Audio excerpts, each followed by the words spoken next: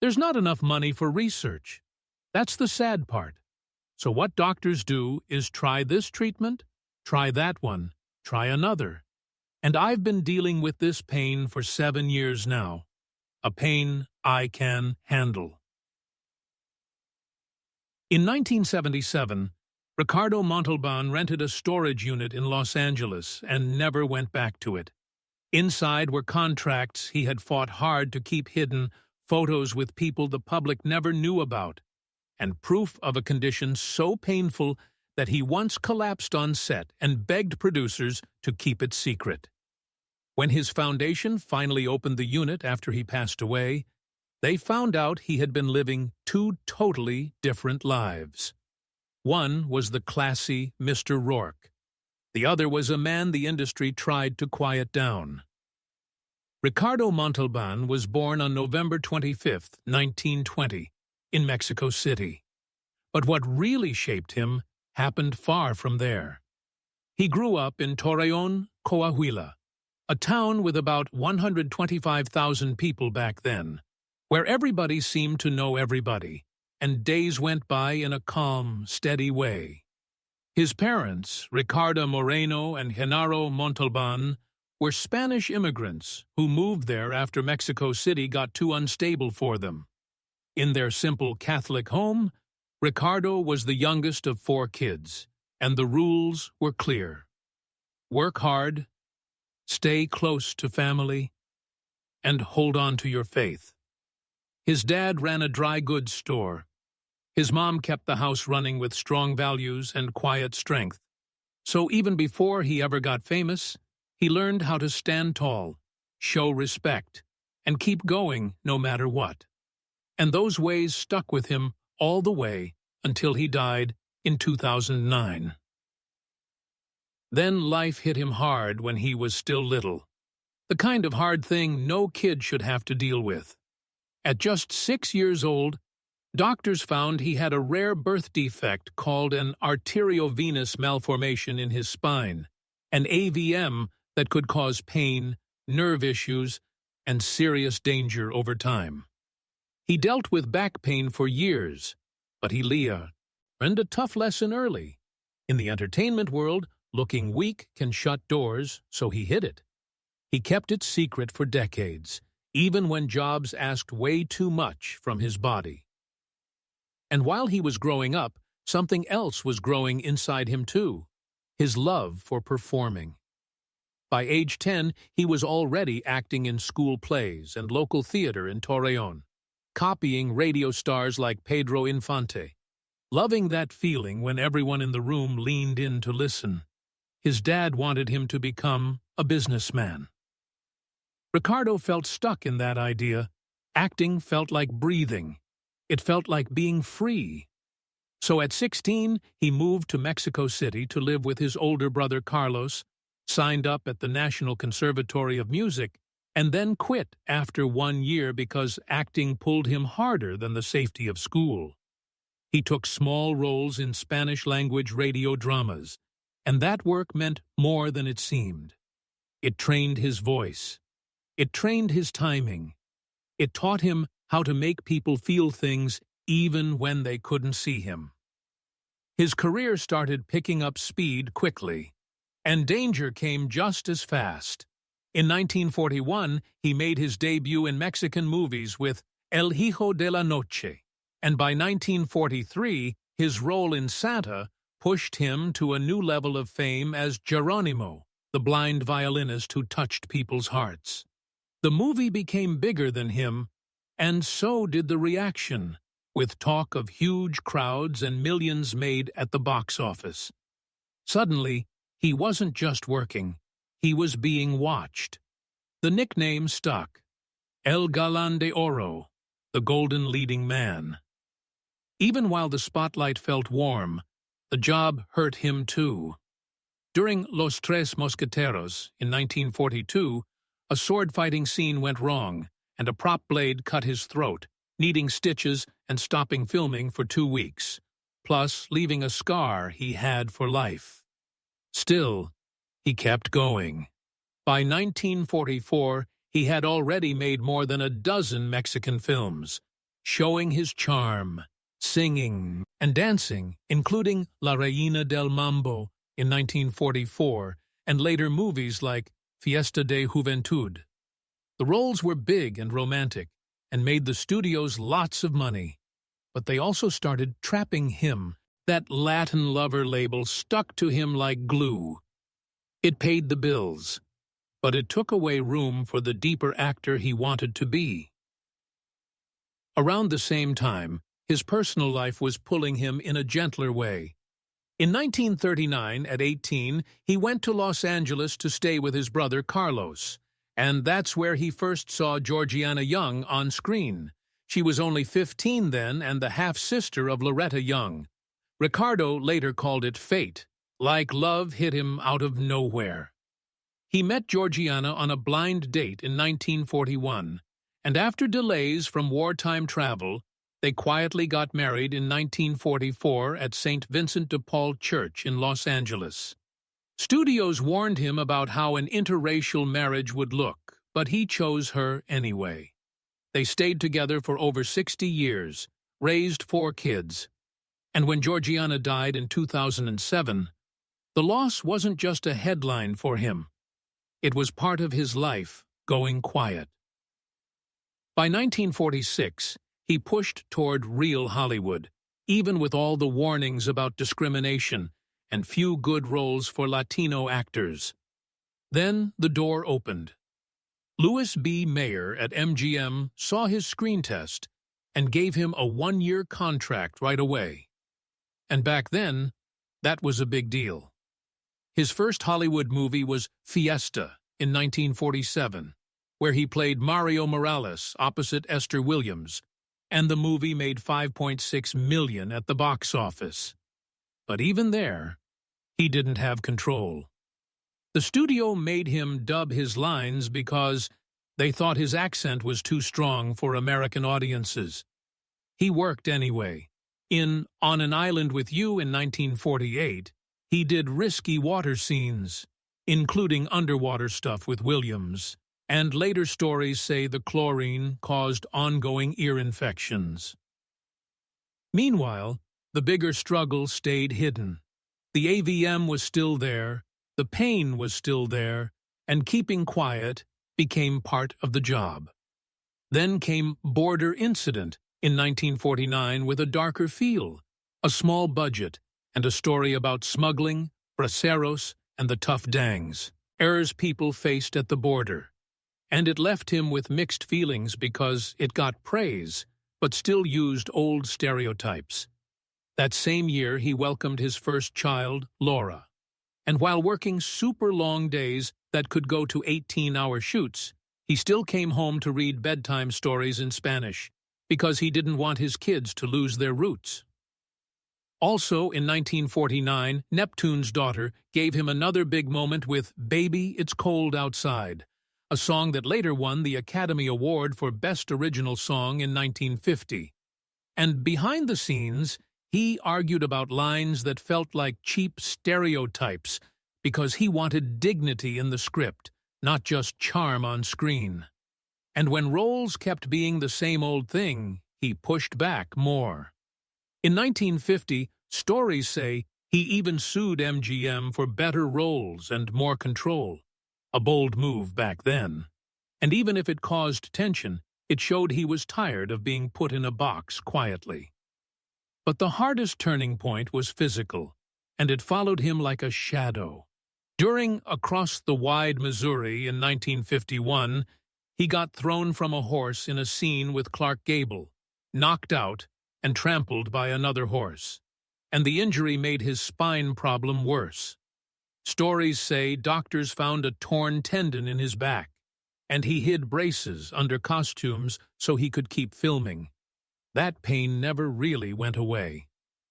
Still, life kept adding more, both sweet and tough.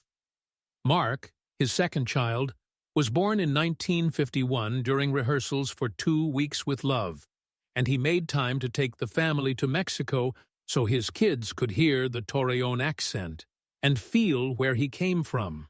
Anita, his third child, arrived in 1952. And then, in 1953, he was filming Desert Legion in the Sahara with temperatures over 100 degrees, and he was sending home daily updates like a lifeline back to the people who mattered. Around those years, he kept fighting for roles with real weight. Sombrero, in 1953, gave him Roman, Shen music, but also a chance to touch on deeper ideas about identity. Latin Lovers, in 1953, brought another challenge when a nude swim scene was in the script, and he pushed to change it because he thought it was degrading and wanted respect, not shock. Then in 1954, he starred in The Saracen Blade, trained for months to make sword fights look real, and watched the studio cut dramatic action to focus on romance, and that frustration was nothing new by then. Still, he refused to back down.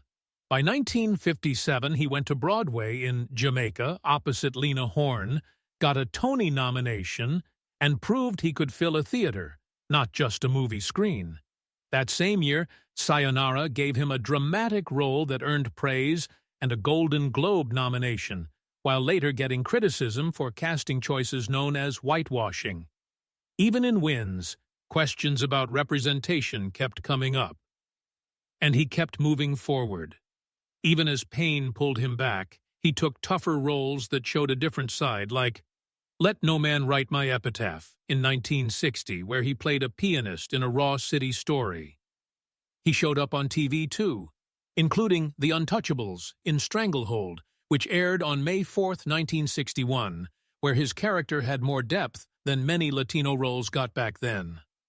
Then came one of his most famous parts, Star Trek's Space Seed, first aired on February 16, 1967, where he played Khan Noonien Singh with smart menace that made the character feel real. Stories say he loved the line, "I'll chase him round the moons of Nibia and round the Antares maelstrom," and the episode got over 13 million viewers, turning Khan into a legend and setting up his return in Star Trek II, The Wrath of Khan, in 1982. Later, in Escape from the Planet of the Apes in 1971 and Conquest of the Planet of the Apes in 1972, he wore heavy foam latex makeup that took over 3 hours to put on and 2 hours to take off. And later interviews talked about bad allergic reactions that left his face swollen for weeks. Yet, he kept going because he always kept going. By the time he hit his 70s, his body finally made him pay for all those years of hiding and pushing through. The 1951 injury, the AVM, and years of strain added up. In 1993, he had a 9-hour spinal surgery that left him in a wheelchair with paralysis below the waist, as described in stories about his later years. Even then, he kept working and carried himself with the same quiet pride that Torreón taught him as a kid. The world saw class, the voice, the smile, the posture. But underneath was a guy who had been battling his spine since he was 6, battling the industry since the 1940s, and fighting for respect in every role, even when the script tried to take it away. Ricardo Montalban didn't just get a big TV role. He walked into millions of homes and stayed there. When Fantasy Island ran from 1977 to 1984, he became Mr. Rourke, the calm host of a weird little world that kept drawing people in. The show had 157 episodes, and in the early 1980s, it got around 20 million viewers a week. So while the island looked peaceful on TV, it was a big operation behind the scenes because every week had to top the last one. And it cost a ton of money. The show was filmed in Hawaii, and each guest fantasy reportedly cost producers around $50,000 per episode, which was huge back then. Still, they kept doing it because the whole idea was temptation. Give someone what they think they want, then show what it really does to them. That's where Montalban's acting shone. He played Rourke with quiet mystery that made the island feel like it was watching you. He later said he saw Rourke as a fallen angel stuck in purgatory, and that idea shaped everything.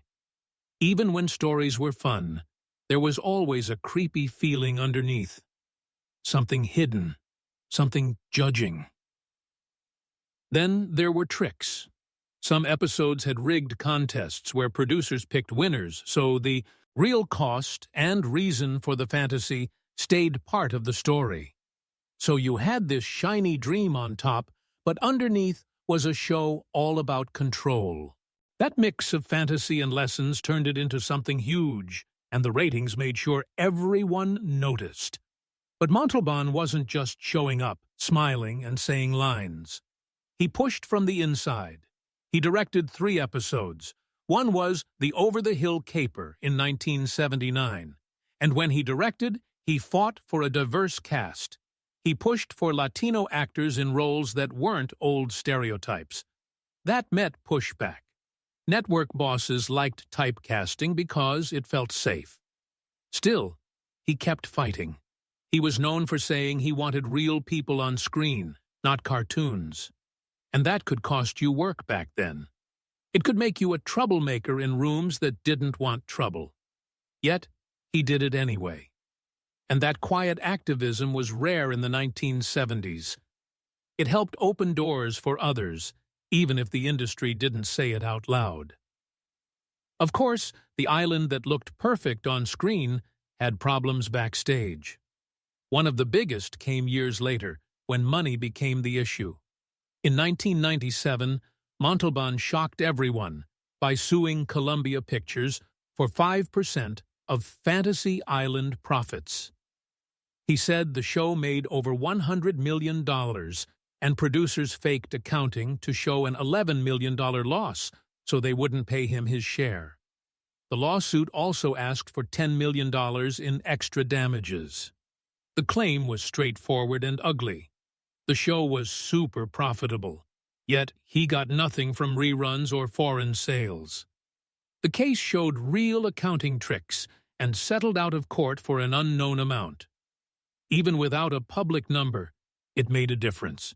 It made people look at how studios could hide profits, and it made other stars check their contracts more carefully. While that fight was going on, people also remembered the show's magic came from chemistry, not just stories. Montalban's teamwork with Hervé Villechaize, who played Tattoo, was key to Fantasy Island's success. Their styles were opposites in a way that worked. Montalban bros, hot, calm seriousness. Villechaize brought energy and loud shouts that fans loved. But even that friendship hit money problems. Villechaize's salary demands got bigger and tougher, and by 1983, he wanted the same pay as Montalban, saying his role was just as important. Montalban tried to smooth things over. He tried to keep peace. But Villechaize wouldn't budge. Producers replaced him for the last season, and news stories followed. Then, ratings fell. It showed that TV partnerships can look solid on screen, then break when money gets personal. And through all this, Montalban was dealing with pain most viewers never knew about. He had a birth spinal condition called AVM, and long hours on set made it worse. By 1980, he secretly took painkillers to get through filming. He even collapsed during a scene once and still wanted to keep going because he was scared health rumors would cost him his job. He later said he'd rather get fired than let producers know about his condition, which shows the huge pressure stars felt in a time when disability wasn't talked about openly. Even with that pressure, he never missed a day he was supposed to work. He kept Mr. Rourke's mystery perfect until the show ended, even when his body was screaming for a break. That same year, 1980, brought another big hit to his body. He had a serious car accident on the way to the Fantasy Island set. He broke his hip and needed months in a body cast. Doctors told him to rest more, but he went back to work before he was fully better. He didn't want to ruin Rourke's classy, calm image, so he used smart camera angles and careful moves to hide his limp.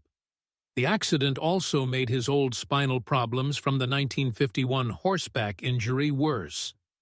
The damage didn't go away. It stayed with him. It led to more surgeries and more disability later on. Still, he kept working, and that stubbornness became part of what people admired about him. Even before the island years took over how people saw him, he had already shown he could shine in serious stuff.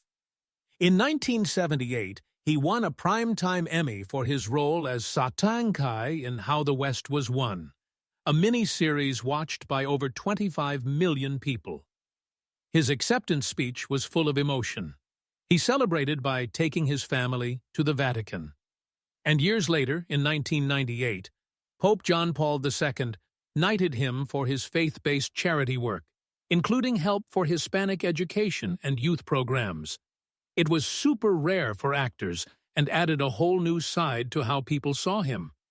He wasn't just a star. He was someone tied to community, responsibility, and helping others. Then came another huge pop culture moment, and this one was all about his voice. In 1982, he came back as Khan Noonien Singh in Star Trek II, The Wrath of Khan.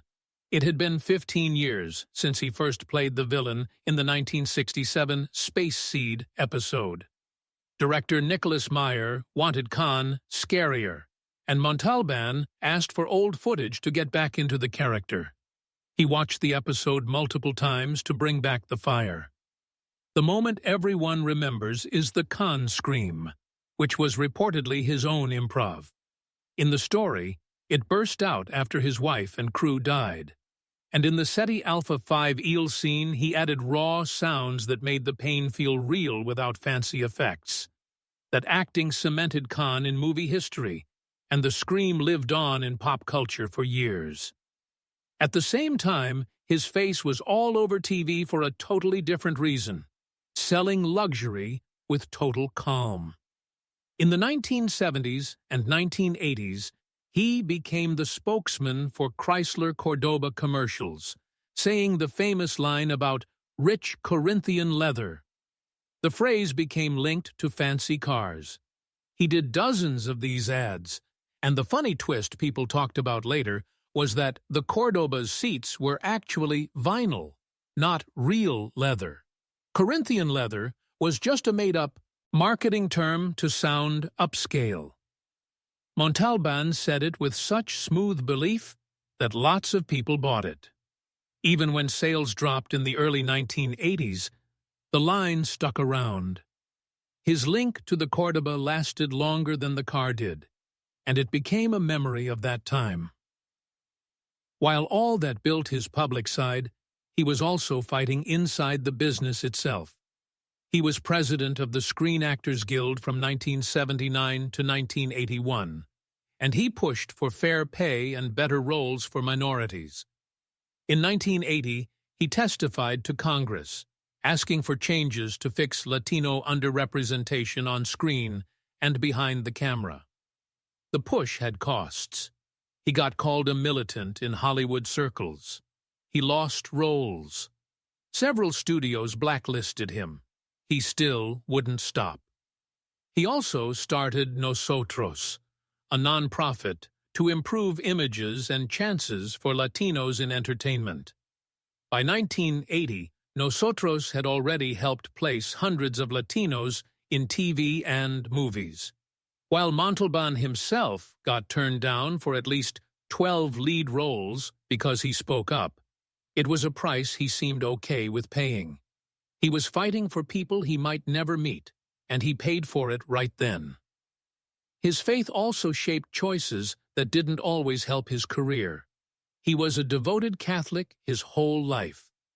In 1998, Pope John Paul II made him a Knight of the Order of St. Gregory the Great, one of the highest honors for regular people in the Church. This came from his huge charity work. He gave to more than 20 charities including kids' hospitals, education funds, and help for immigrants. And early on, in the 1950s, he turned down a big-money Playboy interview, saying it went against his Catholic beliefs. That kind of stand was unusual in Hollywood, especially then.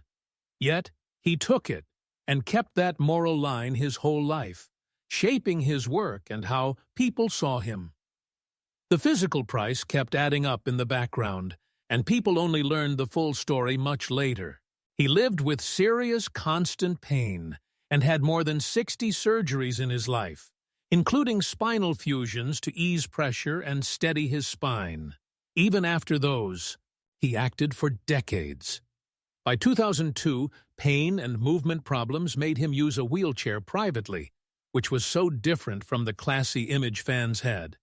He hardly talked about his condition, but early 2000s interviews described him in ongoing pain, sometimes wincing and saying "I" in Spanish as he moved. By age 85, he was partly paralyzed and couldn't walk without help. For many fans, that was a shock. The man who looked so in control on screen had been hurting badly for years. Through all that, he held on to something Hollywood usually breaks. His marriage to Georgiana Young lasted 63 years. They got married in 1944, and it survived decades of Hollywood rumors, including affair stories he always denied.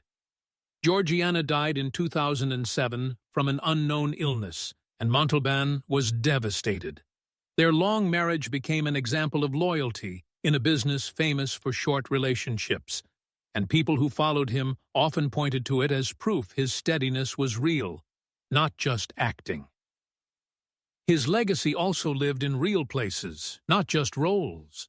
He got his star on the Hollywood Walk of Fame in 1980. Later, the Ricardo Montalban Theater in Hollywood became a lasting tribute. The place, once called the Doolittle Theater, was bought in 1999 by the Nosotros Foundation. It has 1,120 seats and a goal of promoting Latino talent and underrepresented voices. He also gave theater earnings to Latino arts groups and narrated documentaries in the 1990s to keep Latino stories out there for bigger audiences. In 1993, he got the SAG Lifetime Achievement Award, and in that moment, he talked about the cost of speaking up. He admitted he was called a militant and linked that to lost jobs. Still, he said he never regretted it because it was always about the future. Even in his 80s, he was still working. His last big role was voicing the head of the Ant Council in The Ant Bully. The movie came out on July 28, 2006, with stars like Nicolas Cage, Meryl Streep, and Paul Giamatti. Montalban was 86, and behind-the-scenes stories said he brought wisdom and class to the part while teaching younger actors about being professional and respectful.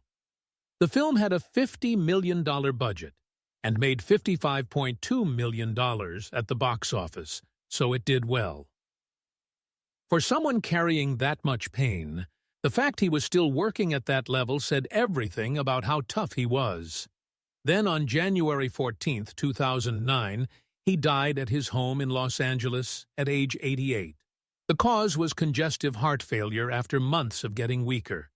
His funeral was at the Cathedral of Our Lady of the Angels, with about 500 people there, including Star Trek stars, big industry names, and close friends.